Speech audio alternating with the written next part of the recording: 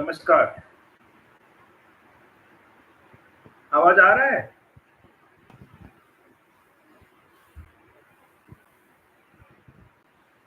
आवाज आ रहा है?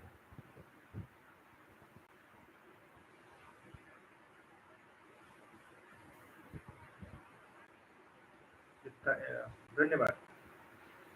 अ, सभी को अनुरोध है कि तुरंत ज्वाइन हो जाइए ताकि हम जल्दी स्टार्ट कर सकें। आज का क्लास बहुत ही महत्वपूर्ण होने वाला है। आज काफ़ी चीज़ हम लोग सीखेंगे और आज का क्लास आपको बहुत फ़ायदेमंद करेगा। हालाँकि थोड़ा लेट हो गया आज, लेकिन कोई बात नहीं।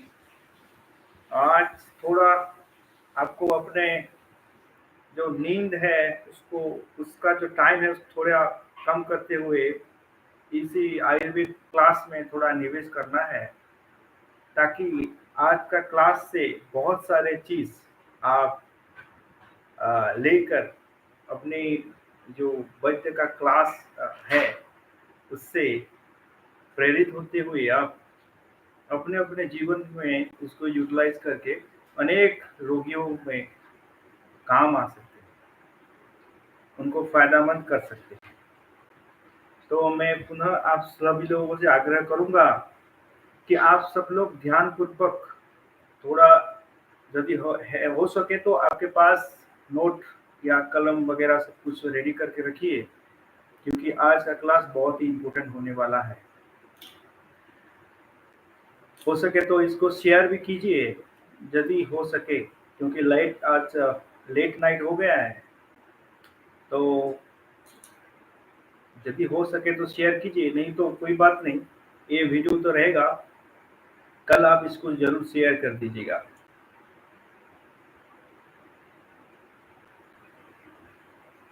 आज का क्लास हम स्टार्ट करते हैं, लेकिन कल हमने क्या पढ़ाई किया था उसके बारे में थोड़ा डिस्कशन कर लेते हैं। कल हमने सप्त धातु के बारे में आलोचना की थी, और आप सभी को पता है जो सप्त धातु हैं कैसे बनते हैं, इसका क्या क्रम रहता है, और इसमें से क्या क्या रोग होते हैं, जो त्रिदोष होते हैं, ये त्रिदोष इनके ऊपर क्या प्रभाव डालता है, और जो सप्त धातु होते हैं इनसे हमारे पास क्या क्या समस्याएं उत्पन्न हो सकते हैं और इसका समाधान भी हम कैसे कर सकते हैं। हालांकि कल मैंने उसका समाधान के बारे में कुछ नहीं बताया, इसीलिए नहीं बताया क्योंकि आगे हम लोग उसके बारे में पूरा डिटेल्स आलोचना करेंगे। लेकिन आपके भीतर एक रुचि उत्पन्न हो, आपके भीतर इंटरेस्ट उत्पन्न हो, इसी को मद्देनजर रखते हुए मैंने ये सप्त धातु से भी क्या क्या रोग होते हैं उसके बारे में आपको बताया। आज जो डिस्कशन करने वाले हैं वो है जो रस है, वो अरस जिसको बोलते हैं या असार बोलते हैं। जो सार सार तत्व तो धातु हो गया, लेकिन जो तत्व असार है, जो काम का नहीं है, तो वही चीज, इसमें भी बहुत सारे डिजीज, बहुत सारे रोग आते हैं। आज वही चीजों के बारे में थोड़ा थोड़ा करके डिस्कशन करते हैं। देखिए, पहला जो धातु था हमारा वो था रस धातु। और रस धातु जो है उसका जो मल है, रस धातु का जो मल है वो है, उसको हम कहेंगे क्या, मल का मतलब समझ में आ गया। मल जो चीज बेकार है हमारे शरीर के लिए, अनावश्यक है, उसको हम मल कहेंगे। जो चीज हमारे शरीर लिए जरूरी है या हमारे शरीर जिस तत्व को धारण करना चाहता है वही है धातु। धातु धारण योग्य चीज है धातु। जो मलिन है उसका नाम है मल। मल मतलब ये नहीं जो हम टॉयलेट जाते हैं, मल अनेक प्रकार का है, और वही मल के बारे में आज हम विस्तार से बात करेंगे।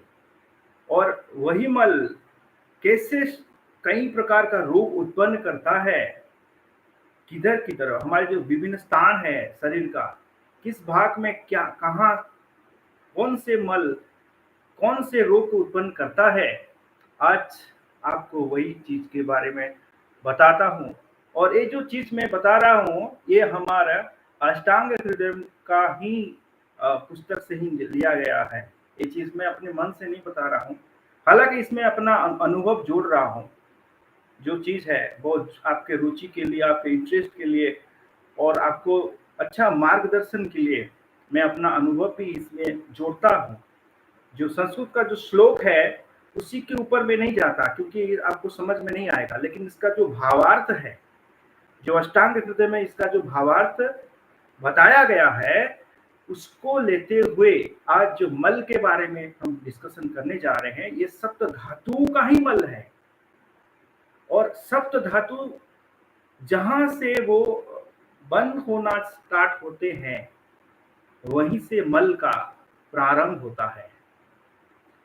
और एक एक धातु के ऊपर हम जब डिस्कशन करेंगे तो मल का भी आपको कंसेप्ट क्लियर होता हो जाएगा। तो पहला धातु जो था वो है सप्त धातु।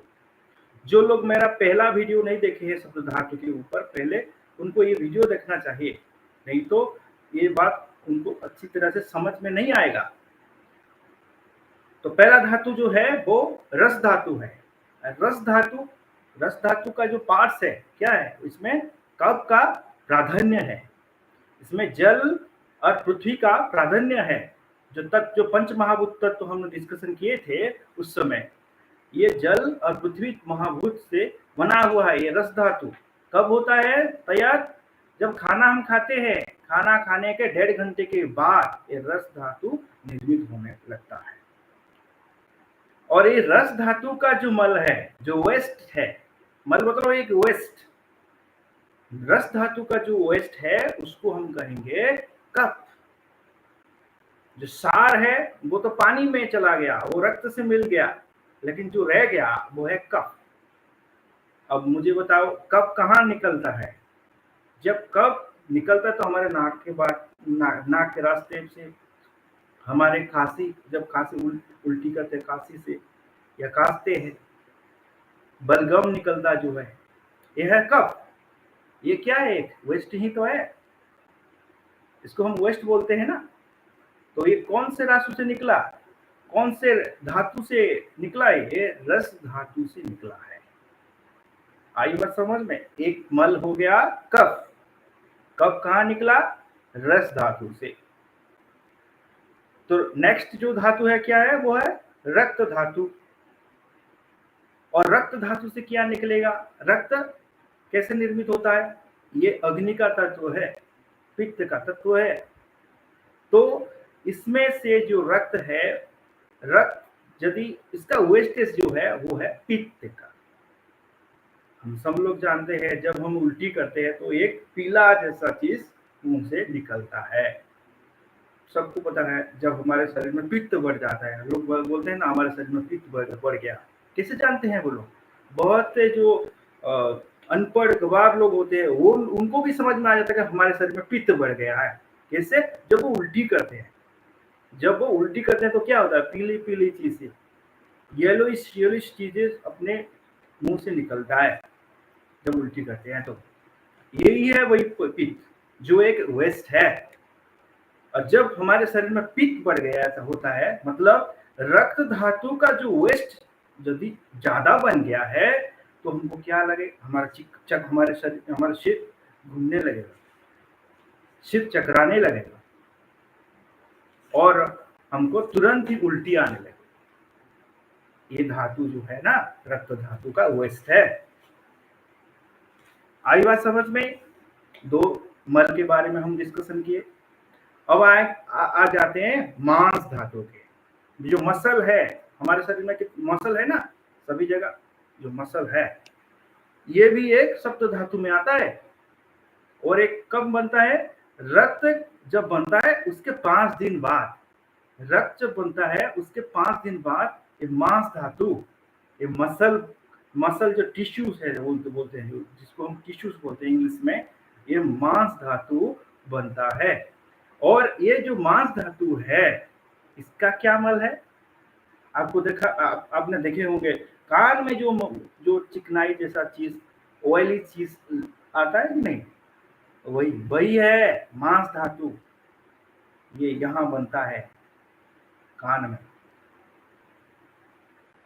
जो कान में जो आता है, जिसको हम रुई से हम निकालते हैं, ये मांस धातु से ही निर्मित होता है।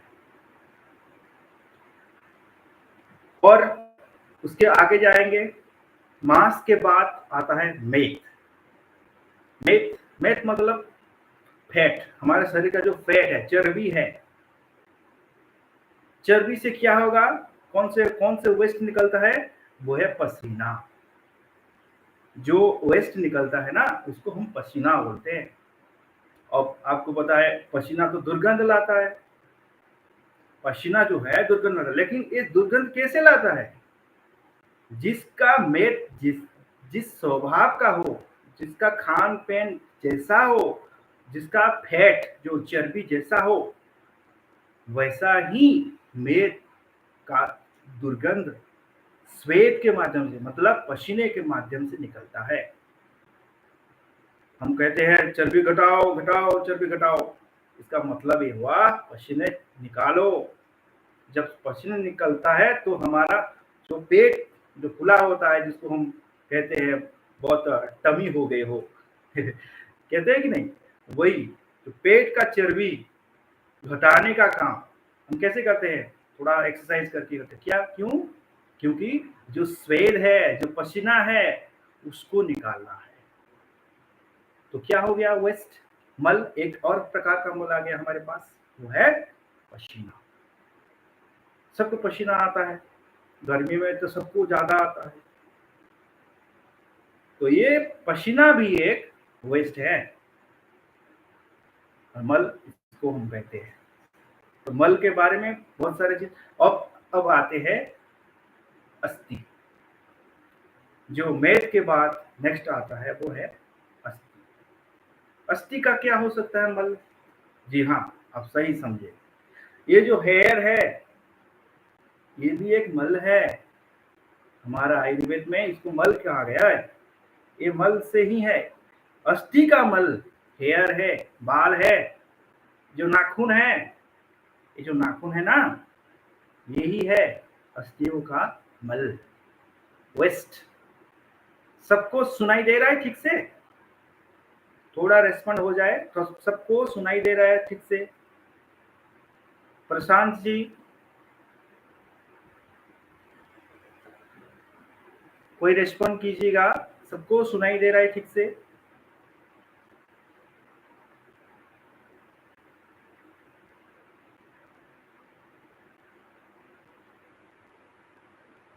जी जी जी, धन्यवाद धन्यवाद धन्यवाद।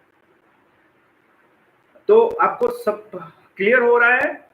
देखिए, जो अस्थियों का मल है, अस्थियों का, हड्डियों का, अस्थियों मतलब हड्डियों का, जो हड्डियों का जो मल है, उसको हम क्या करेंगे, बाल, नाखून, ये सब कुछ। और एक बात बता दूं, आजकल क्या करते हैं, हेयर रिमूव करते हैं। अच्छा, कई लोगों को आप देखे होंगे, बहुत शरीर में बहुत सारे बाल होते हैं, बहुत सारे बाल, मतलब उनके शरीर में बहुत पोर्स है, छिद्र है। और कई लोगों को आप देखे होंगे जिनके शरीर में बहुत ही कम बाल होते हैं। ये क्यों है, अब किसी को आप बताना जाकर, क्योंकि ये एक मल है जो अस्थियों से होता है। जिसका अस्थियों में, उस अस्थियों में ज्यादा मल निकलेगा, उसके शरीर में ज्यादा बाल होंगे। और जिसके शरीर में ज्यादा अस्थियों का मतलब वेस्ट निकलेगा, उसका नाखून तेजी से बढ़ेगा। बहुत सारे लोगों का नाखून जो है बहुत धीमा बढ़ता है। इसका क्यों, कारण क्या है, इसका कारण यह है कि हमारे जो शरीर का जो अस्थियों का जो मल है, वेस्ट है, उनके शरीर में ज्यादा बन रहा है। तो इसी कारण उनके शरीर में बाल तेजी से बढ़ रहा है, ज्यादा, बहुत सभी जगह एक डेंस है, सभी जगह बाल दिखाई देते हैं। उनका जो डेंसिटी है बहुत ही ज्यादा है। बालों का घनत्व जिसको बोलते हैं। और बहुत सारे लोग जिनके भीतर जिनके शरीर में ज्यादा बाल नहीं होते, इसका मतलब ये हुआ कि उनके शरीर में ज्यादा अस्थियों का वेस्ट नहीं बन रहा है। अस्थियों के बाद क्या है? मज्जा है। जो मज्जा का जो वेस्ट है,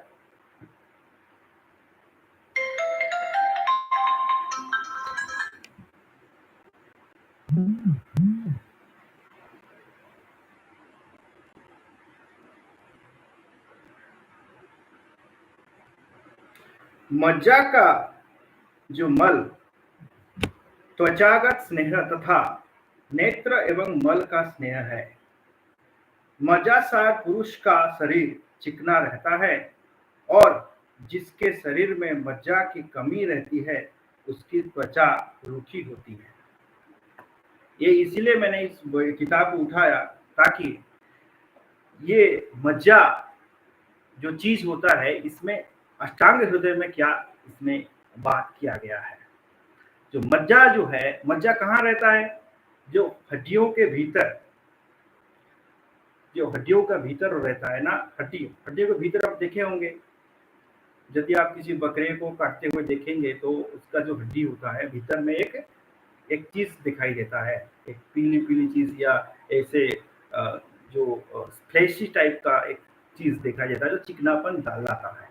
हड्डियों के भीतर जब जो जॉइंट्स होते हैं उनको भी ये नरिश करता है और उनके भीतर चिकनापन लाता है ताकि अंदरूनी भाग भी वो शक्तिशाली मतलब अच्छा से मजबूत बने।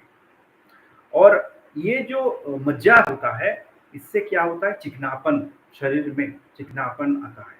जिसके शरीर का यदि मल ज्यादा होगा, जो मज्जा वाला मल ज्यादा होगा तो क्या होगा? उसके स्किन ऑयली दिखाई देंगे, ऑयली स्किन ज्यादा से ज्यादा ऑयली दिखाई देंगे। ये जो ऑयलीनेस है स्किन का, ये हमारा मज्जा धातु से आता है। चिकनापन, बहुत चिकन मतलब चिकनाई दिखाई देना, ये भी एक मज्जा धातु से होता है क्योंकि ज्यादा से ज्यादा मज्जा धातु से वेस्ट निकलता है। यह है मज्जा धातु का। अंतिम में जो धातु है वो है शुक्र धातु। और शुक्र धातु जो है उसका क्या वेस्ट हो सकता है? शुक्र का कोई वेस्ट नहीं होता। शुक्र शुद्ध होता है, इसमें वेस्ट का कोई चीज नहीं होता, इसीलिए शुक्र कम बनता है। और 10 ग्राम, कल मैंने बताया था, 10 ग्राम शुक्र धातु बनने के लिए करीब 40 दिन लग जाते हैं। इतना महत्वपूर्ण है शुक्र धातु और इसका कोई वेस्ट नहीं था। लेकिन आयुर्वेद में अष्टांग हृदय में इसका जो वेस्ट के बारे में बताया गया है उसका नाम है ओजस। इस वेस्ट को, इस मल को, शुक्र मल को बोलते हैं ओजस। ओजस का मतलब क्या है? ओजस जो सप्त धातु है वो रस से लेकर शुक्र तक जो भी 7 धातुएं हैं, जो 7 धातुएं हैं, वही धातु के जो एसेंस है, जो सारांश है, सभी चीजों का एक एक सारांश है, सभी रस का एक एक सारांश है। ये जो सारांश सबको मिलाकर शरीर का ओजस बनता है। और जिसके शरीर में जितना ज्यादा ओजस होता है वो उतना तेजस्वी बनता है। जिसके शरीर में ज्यादा ओजस है वो उतना ही तेजस्वी बनता है। जो ज्यादा ओजस्वी तेजस्वी बनता है उसके भीतर ये जो 3 दोष भी सम रहते हैं, ना बढ़ते हैं ना घटते हैं। ये 3 दोष जो है वात पित्त कफ, ये 3 दोष सम रहते हैं, किसी के शरीर में बढ़ता नहीं कमता नहीं। और ये जो चीज है जब हम किसी तपस्वी के पास जाते हैं, देखते हैं जो अपना वीर्य को रोकने में समर्थ है, ज्यादातर केस में उनका तेजस बहुत बड़ा हुआ दिखाई देता है। जो बाल ब्रह्मचारी लोग होते हैं उनके भीतर तेजस शक्ति ज्यादा रहता है। क्यों? क्योंकि उनका त्रिदोष सम है रहता है। और जो सप्त धातु है वही सप्त धातु सब लोग, सभी धातु का जो एसेंस है कंप्लीटली एक क्वालिटेटिव रहता है, एक गुणात्मक मान्यता के आधार पर रहता है। हमारा रस धातु जैसा होगा, हमारा विचार भी वैसा होगा। कल मैंने बताया था कि किसी को यदि पानी पूरी खाने का, गुपचुप बोलते हैं ना, वही पानी पूरी खाने का इच्छा होता है तो ऐसे नहीं होता। इसके भीतर रस धातु का काम है। हमारे शरीर में रक्त का कमी होना, ये रक्त धातु का ही काम होता है। ये रस धातु से निकलकर जब रक्त धातु बनता है, तो वैसे ही तेजस ओजस जो दो बात है, जिसमें हमारे शरीर का जो शुक्र धातु का जो वेस्ट है उसको ओजस बोलते हैं, और ओजस ये सभी 7 धातुओं का एक मिलन है, एक क्रीम है। इसको हम हमारे शरीर में कई चरक संहिता में ओजस का स्थान हार्ट में बताया गया है, तो कहीं वीर्य में बताया गया, कहीं मस्तिष्क में बताया गया उसका स्थान। कहीं ऐसा कहा गया है कि ये पीला दिखाई देता है, नीला दिखाई देता है, ग्रीन कलर का, लाल कलर का है, ऐसा कुछ जो भी जैसा वर्णन किया है बताते हैं। लेकिन सबको पता है ओजस तेजस जो शब्द है ये आयुर्वेद का एक प्रमुख शब्द होते हैं। देखेंगे बहुत सारे लोग पूछेंगे उसका तेजस, वो बहुत तेजस्वी है। तेजस्वी मतलब क्या? तेजस्वी मतलब ये समझ लीजिए इसका सप्त धातु बहुत स्ट्रॉन्ग है। केवल शुक्र धातु नहीं, रस धातु भी उसका स्ट्रॉन्ग है, मतलब उसका पाचन बढ़िया है। उसको बिल्कुल ही मतलब उसका जो ठंडास है, उसका जो पेशाब है, सब ठीक समय पे निकलता होता है। उसका शरीर में रक्त की कभी कमी नहीं होगा, वो हर समय फुर्तीला महसूस करता रहेगा। और क्या होगा, उसका हड्डियां स्ट्रॉन्ग होगा, उसका हाइट सही रहेगा। ये सब जो गुण है, उसका स्किन कैसा रहेगा, बहुत ही बढ़िया चिकनी जैसा होगा, ऑयली रहेगा और सुंदर दिखाई देगा वो। उसका हेयर कैसा रहेगा, हेयर लंबा रहेगा। ये सब जो जो जो प्रकृति है एक अच्छा सुंदर मनुष्य का, ये हमारा तेजस ओजस शक्ति को दर्शाता है, और ये हमारा सप्त धातुओं से निर्मित होता है। आज सब लोगों ने कुछ कुछ सीखा होगा, मुझे ये आशा है आप लोगों ने कुछ सीखा है। और जो हमारे जो वेस्ट है उसके भीतर आप गए होंगे। यदि किसी ने पूछा आपको कि नाक में ये जो पानी आ रहा है, नाक में पानी आ रहा है, इसको हम श्लेष्मा कहते हैं। श्लेष्मा, नाक में जो आता है ना पानी, इसको कौन सा धातु का वेस्ट बोलेंगे? ये कब का है, यानी कि ये रस धातु का वेस्ट बोलेंगे। कानों में जो निकलती है जो मैला, इसको क्या कौन से धातु का वेस्ट कहेंगे? इसको हम मांस धातु का वेस्ट कहेंगे। पित्त, जो पित्त पीली वाला येलोइश कलर का जो पित्त निकलती है, उसको कौन से धातु का, कौन से सप्त धातु का वेस्ट कहेंगे? वो है रक्त धातु का। थोड़ा सबको रिकैप्चुलेट हो गया, सबको रिकल करा दिया मैंने। आशा है आज का क्लास आपको बहुत ही अच्छा लगा होगा, एंजॉय किए होंगे, और अपने दोस्तों में भी शेयर कीजिए। अच्छा